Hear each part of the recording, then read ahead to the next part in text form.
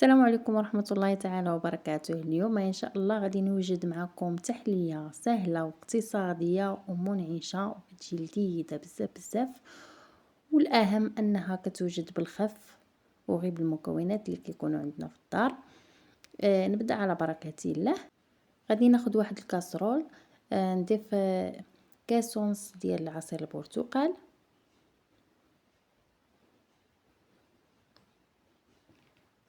وغادي نضيف كذلك 4 ديال المعالق ديال سكر سنيدة،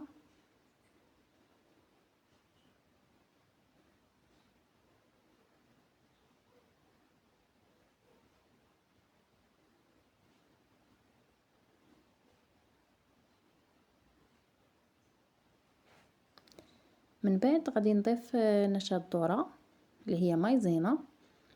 حاولوا ما تضيفوش معلقة عامرة بزاف باش يجيكم القوام كريمي. انا غادي نحاول نحرك مايزينا وعصير البرتقال باش نتأكد ان المايزينا اندمجت لي. غادي نحرك هاد المكونات وهما باردين. اذا بغيتو في هذه المرحله تصفيوه ممكن. من بعد غادي نديرهم فوق البوطه ونبقى كنحرك حتى نحس بالقوام انه ثقيل، انه كريمي.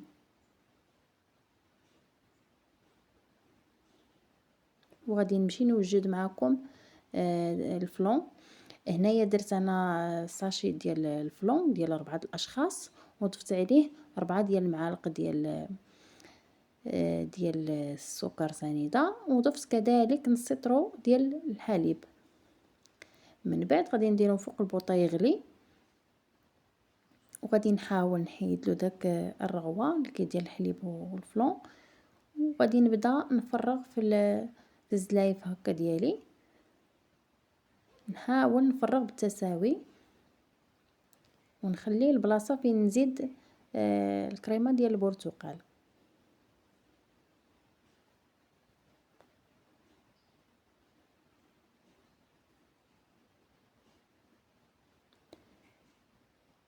هنايا غادي نحاول نحيد هاد الرغوه اللي عندي من الفوق، وغادي نضيف كذلك نكمل الخليط ديال الحليب.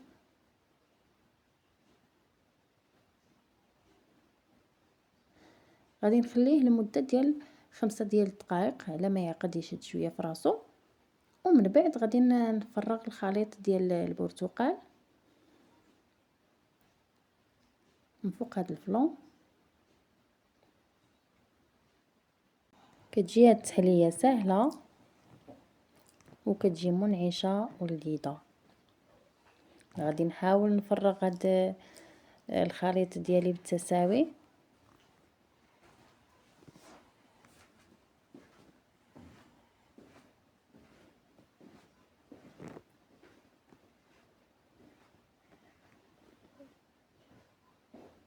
هاد التحليه درتها 4 ديال الزلايف جاوني. نتوما ممكن تضاعفوا المقادير على حسب عدد الاشخاص اللي عندكم.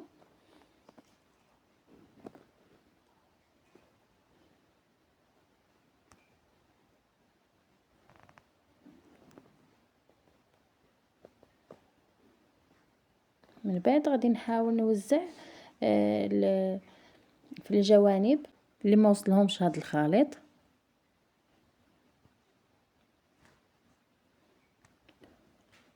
وغادي نخليه يرتاح لمده ديال 10 دقائق لما يعقد.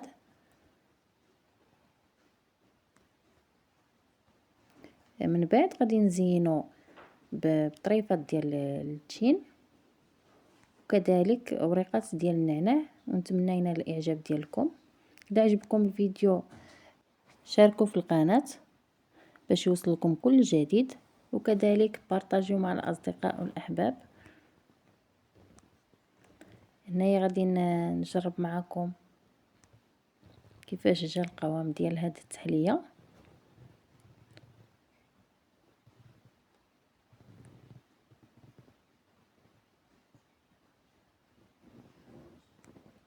ثم تبارك الله كيجي عاقد